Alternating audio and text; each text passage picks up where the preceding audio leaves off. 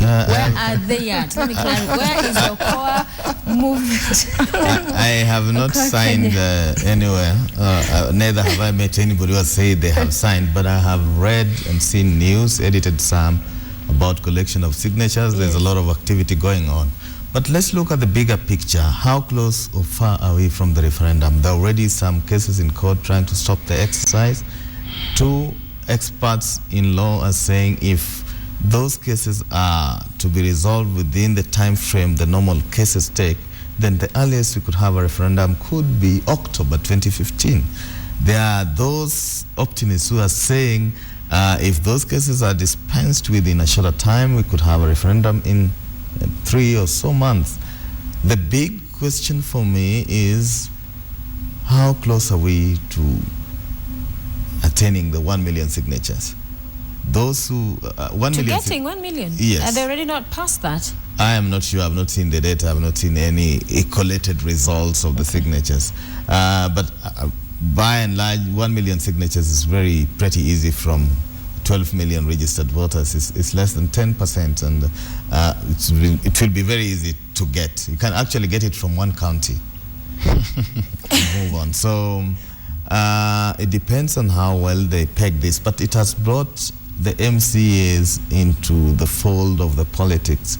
And if you watch the coverage across all TV stations, MCAs have certainly found a lot of relevance. It's the rise of the MCAs. Yes, because you will require at least 24 out of the 47 counties at the assembly level to endorse this move, and then that's enough to kickstart the move.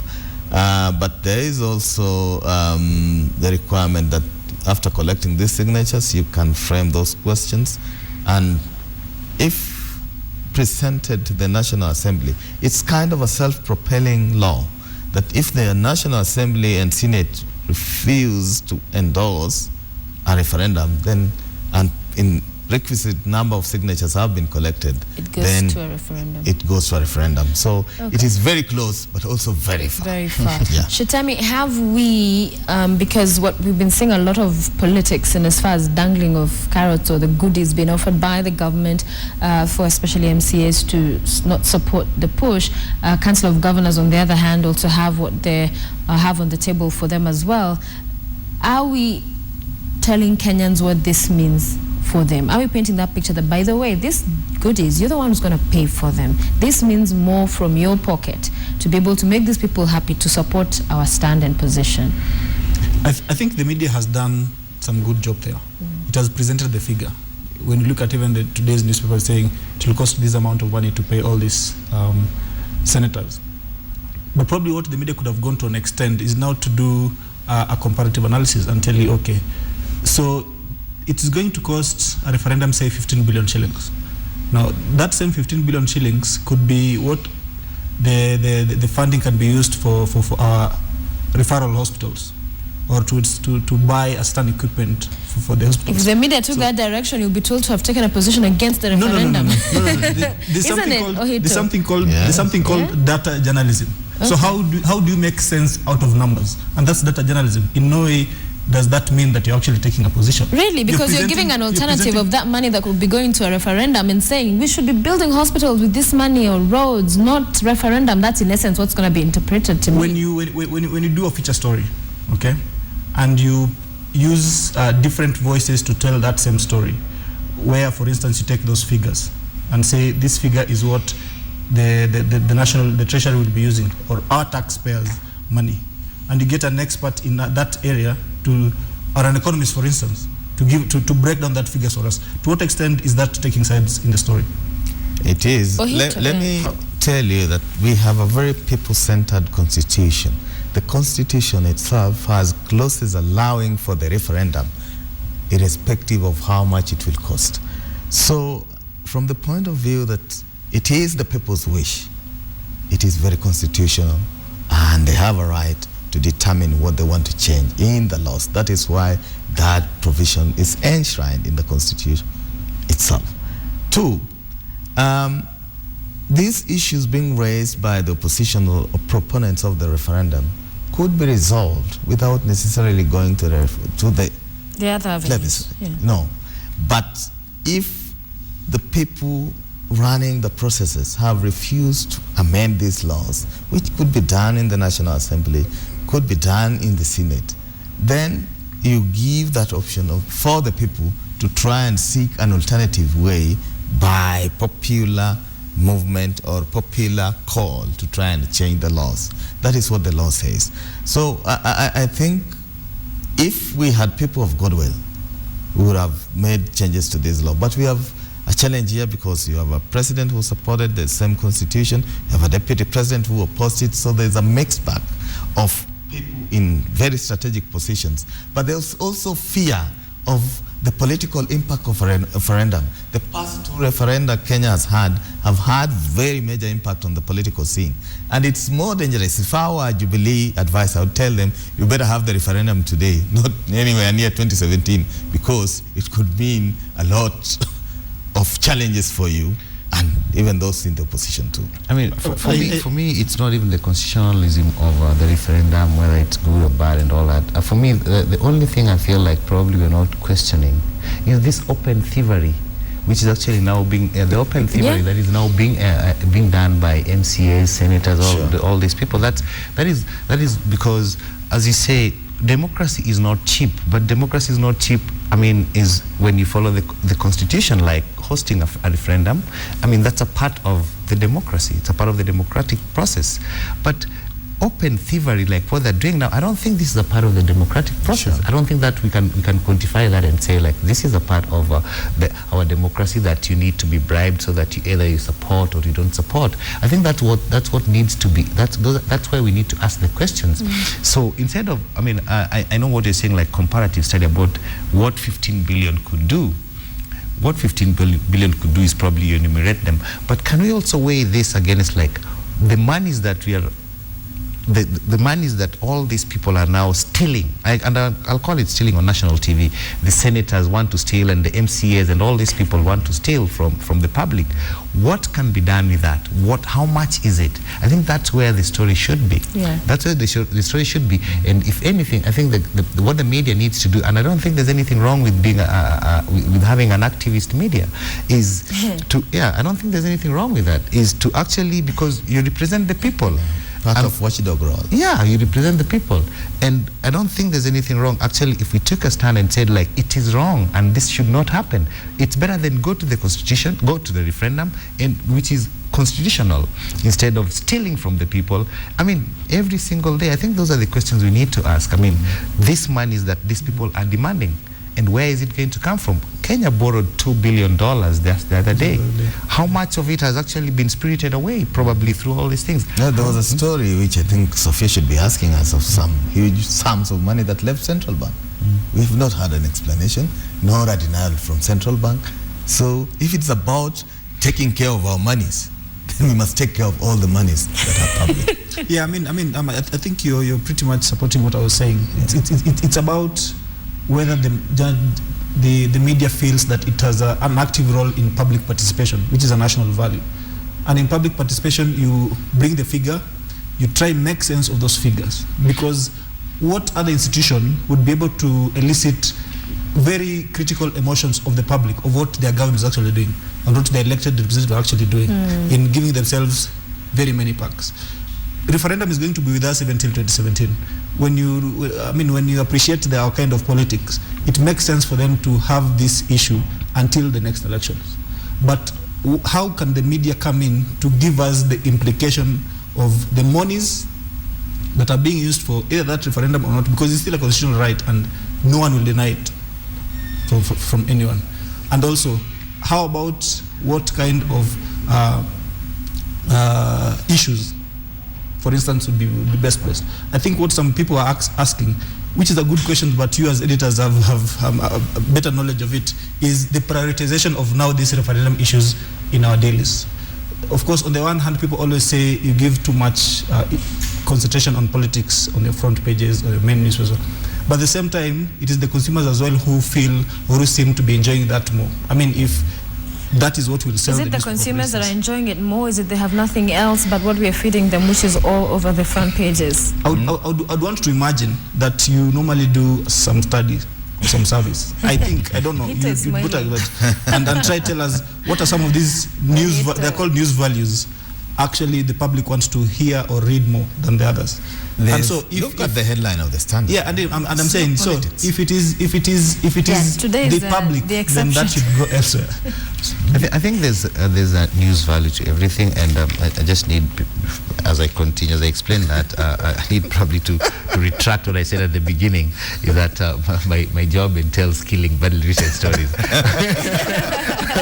Actually, I mean, there's much more to that. Actually, one of it is sometimes you look at the news value, the newsworthiness of a story, because you receive very many stories. And by the time you decide, like, okay, fine, let me have this story. Like in my case, I run a magazine, the Sunday magazine. And before I decide, like, okay, fine, let's have this as the cover, or let's have this as the lead story in the fashion section, or let's have this as the story in the family finance. There are very many things that actually have to weigh. There are so many things that you have to look at the newsworthiness. You have to look at, okay, sometimes I operate on, personally how I operate is that I always have some kind of a target audience somewhere, 2 or 3 people, and I ask myself, like, how would this story resonate with the 2 people I know, or the people in the target audience, of my target audience. So there's a lot that actually goes into that, and I don't think this idea of saying all the time, no, media does this, media does that, media does this, I think it's a tired argument, and I think we need to move from it and probably have a look at, okay, fine, too much politics. When we have that too much politics, do you people fail to buy the paper? They still buy. Yeah, I know. Too much social, too much. Like too much. Even in radio, too much tabloid, too much sex talk. Okay, fine. Do you go and switch off the radio when that is happening? They don't. You see, so I think in as much as Nairobian selling those big numbers, it's hot cake, Nairobian. In as much as you want to blame the media, sometimes also, I think Hoito would say, as they say, where he comes from is when your chicken gets caught by that thing, is blame that animal, but blame the chicken too. Why did it go there? So Ohito, we are saying we'll put more context, more perspective in as far as this carrot is being dangled, what the repercussions are, and what that money could mean and where it could be taken. Because yesterday we were talking to the chairman of the County Assemblies Forum, Abdi Nur, and he said all these things we are being offered, some of them we're already in court for, and we have other avenues to push for them. So we don't need them to be given to us. So this government saying they're going to give us this, Council of Governors saying we're going to do this for you, we have our own avenues. There's court procedures in some of them. So in essence then, we or the Kenyans are being treated to a huge lie that these people are going to be given this money. Yes, they might end up getting it, but there are other avenues to actually get all these things done for them. The money, the grants and whatever. You can have the grants, but can our economy sustain that? I don't think so. Yes. Have we grown in terms of GDP? No, not at the margins we are expecting. We are now reporting disasters because of crop failure. We are still struggling with the huge, pay packs for the civil service, and which is why we have the biometric registration going on. We are still struggling with teachers who have issued a 21-day notice that they will go on strike. So just how much can we support people in terms of remuneration packages? And in any case, matters remuneration are the preserve of the Salaries and Remuneration Commission. Why aren't we sending these packs to the right constitutional office to deal with them? We have a law in place, but we're still going around it, to try avenues which defeat the same law. So in my perception, yes, the MCAs, somebody has certainly discovered they're very important, and they could decide the fate of this referendum, and everybody wants a piece of them. But the big thing is that we need more money in the counties. There's no doubt about that. If it can be pushed to that 45 or even more, I think this would be a beautiful country. I stand for devolution. I would watch for it. Okay. I wanted to just ask just one question. Yes. I mean, when you sit in newsrooms, have you ever done any comparative analysis, I would call it, of a newspaper that had, say, a more development story at the headline. For instance, today's Standard, and one that is political. So that even us who really expect much from you can have a much better understanding that, oh, actually, it's our fault, it's not yours. Let me say this. I mean, if there's anybody actually who criticizes the Kenyan media and I've been out there, why do you do this and all that? Actually, I do that a lot. I know, and people ask me, why do you do it? And I say, like, I am in here, I know our mistakes, I know our weaknesses and our strengths. I know all that. We have quite a number of, I mean, like, I'm working with a group of very talented young men and women, you see, but at the same time, we know our weaknesses and our strengths. I mean, and I think what happens is that we tend to dwell more, and actually from maybe a point of ignorance, we tend to dwell more on the shortcomings of the media. And actually, we're doing it from the outside. We don't understand. So sometimes it's better, like self-criticism is better because, or you ask. But we have a lot of people throwing stones at the media, and they know very little about actually what goes on in the newsrooms. I know 20, 30 people who actually keep on throwing stones. Sometimes they tell you, like, oh, graphic designers are busy doing this. And you tell them, like, no, graphic designers don't write headlines, you know? Because it's a point of ignorance. So we have... Let me offer, free counsel for Hamad now. Now, listen carefully. Oh. Because I know of newspapers that are purely developmental. They have failed to take off. Our rivals at Twin Towers have something called Business Daily. Have you ever asked yourself why it doesn't sell as many copies as the parent paper, Nation newspapers? That is good homework for you. Go and do it before you come back here next time. 2, if you access world media today, go to CNN, look at the profiling of stories. You'll see those political stories. You will see war. You will hardly see these things you trying to force us to do development stories. Not that we have not experimented. We have tried to do them here. But the day I do it, you do it consistently for 1 month, you'll close shop and go home. So which is the better way to do it? So you're giving the people what the people want? Yes, exactly. And nobody forces you to buy the political headlines. Yeah, but apart from giving the people what the people want. Now I work on the digital platform and I know what people are going online to look for. They don't go looking for those development stories. That is why even the Catholic Church with the massive following cannot succeed with a paper that tells its own stories. So never be cheated that the media here is about to go and give you these different audiences, you know, like I want to believe that there are magazines that deal specifically with tech news or with agriculture and all that, and you'll find farmers buying them. So I think also sometimes it's a fallacy to expect that, okay, fine, that every day. I talked about newsworthiness. I mean, you have to look at that. Sometimes sometimes I think an agricultural story can be on the front page. Sure, and if you want to know how sometimes most of the people who criticize the media, how ignorant they are, they keep on talking about this as the headline. Come on, every page has a headline. Every story has a headline. This is the lead story. Yeah. Okay, I mean, this idea of saying the headline. 60 pages. Yeah, So I think the thing is, every section of the population or the readership is kind of taken care of, because if you open this paper, there is an agricultural story. There's a story about money markets. There's a story about education. It's just not on the front page. You cannot have them all on the front page. Yeah, you can't have all of them on the front page. Moving on. Yeah, and actually, if anything, you know what journalists do? They put their mistakes on the front page. Yeah. So consider this a mistake. The best stories are inside. Carnage on the roads. This continues to be a thorn in the flesh of the government. The ministry has come up with several ways to try and curb and bring down these numbers. 50 kilometers, is it, that has been put per hour in the capital? And there's all manner of other things that are happening, but still we're seeing those numbers. We're still seeing very many deaths on the roads. And as far as being able to also guide this whole discussion to solutions and what has been done in other countries, has the media been able to steer that conversation away from reporting 10 people have died, 20 have died, and saying the government needs to do something? Are we also just digging in to find out, these are other ways that perhaps this government should be exploiting? I want to say that we have very bad drivers in this country, very bad culture. Me being one of them, I try to be best model on the road. Yeah.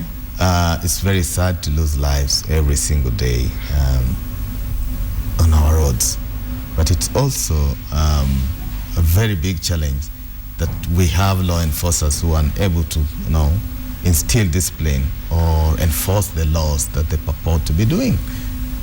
Why would we? There are lines. If you drive in Kenyan highways, you see dots of policemen almost every frequent kilometers. Business. Yes. So, it's still business as usual. People say Engineer Kamau, the best cabinet secretary. I don't think so. There have been better people before him, and he must pull up his socks to ensure that there's sanity. And we're trying to create so many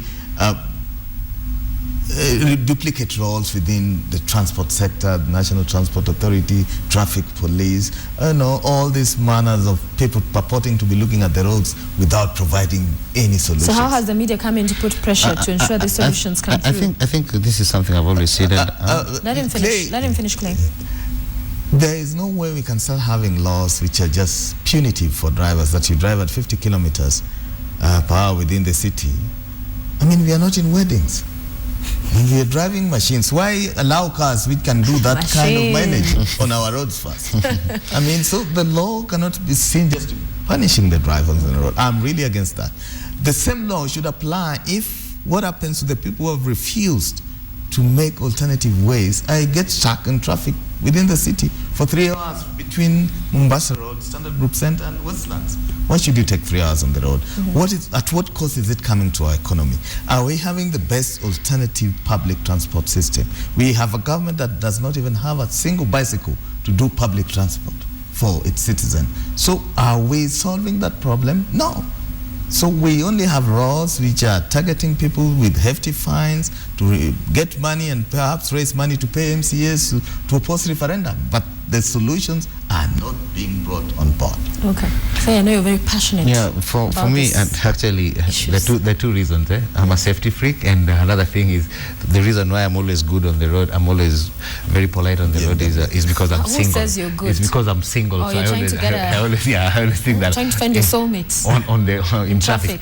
Anyway, not single, unmarried.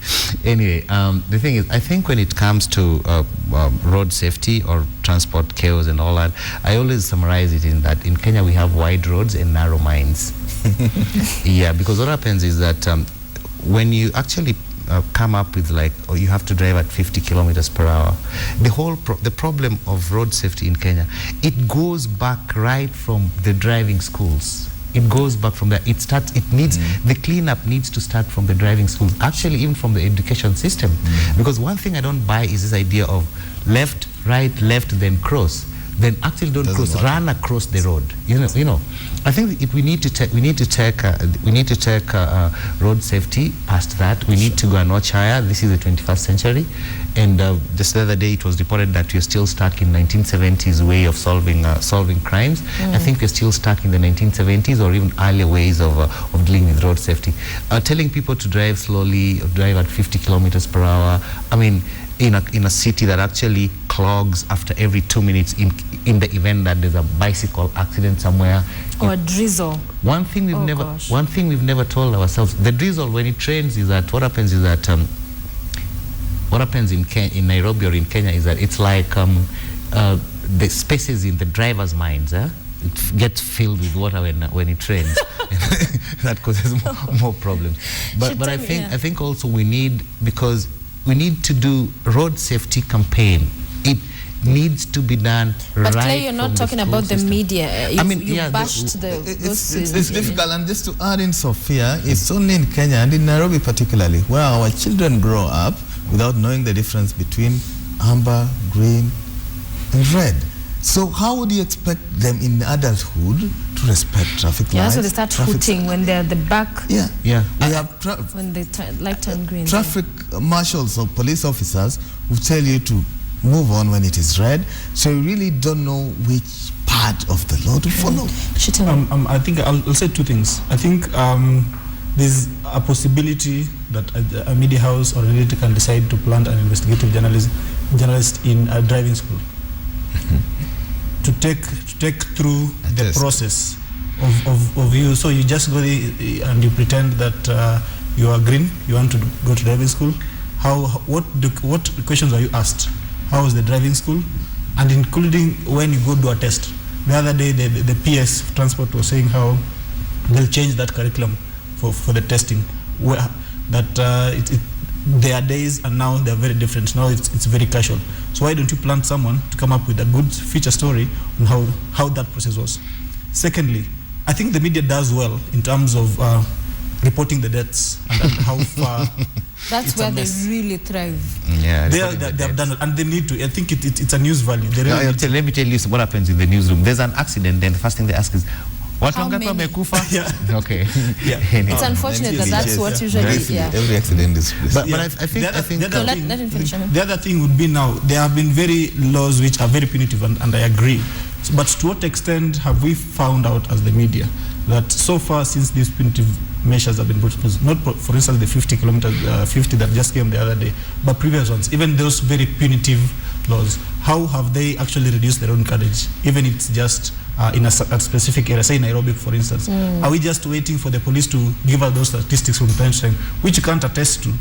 And then now we say, okay, now it is an analysis that will show that the media is actually really covering carnage well. We have about a minute, and I need your comment very quickly on this one. You were talking about it before we started the show. The question of security in the recent past has been a huge concern for Kenya and a huge headache for the Jubilee administration. And recently we've had very many meets of security chiefs, there's vetting of the NIS nominee, DG, Director General. There's also African leaders talking about how to counter terror in the continent. Has the media given that enough focus to be able to tell the nation what this could mean for the country?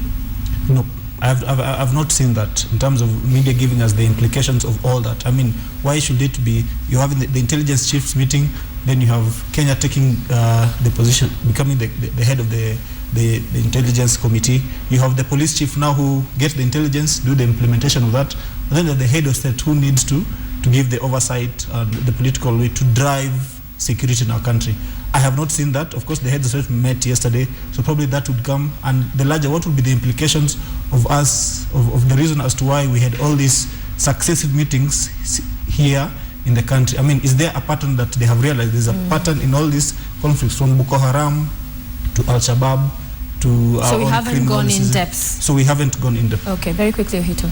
I think we must overhaul the way we deal with security. Security globally has gone digital, it has gone forensic. If you're going to have 1970 investigation which cannot even arrest a hen thief, then we are in office busy holding conferences. I think we are not doing the right things which we need to do. We must have forensic laboratories. We must equip our police and security officers with the right technologies and gadgets to be able to clamp down on crime.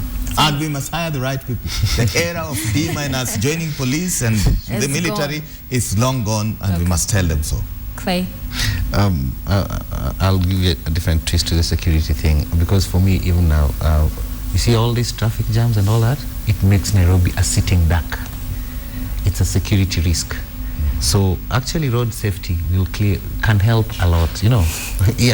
And I think what needs to be done is, when it comes to road safety, as to what the media needs to do, I think the authorities need to take the first step and actually engage the media, let the media help them drive the campaign. Yeah, that is the only way, because sometimes I look at Nairobi and I ask, Kenya should never engage in a war with any other country, even with 3 fighter planes, because there are times when Nairobi is a gridlock, and you can actually bomb all the motorists in the city because of that traffic jam. So I think for me, the security bit and all these things tie to one thing, and I think road safety is a part of it, and clearing our roads and all that. We need to do something about road safety.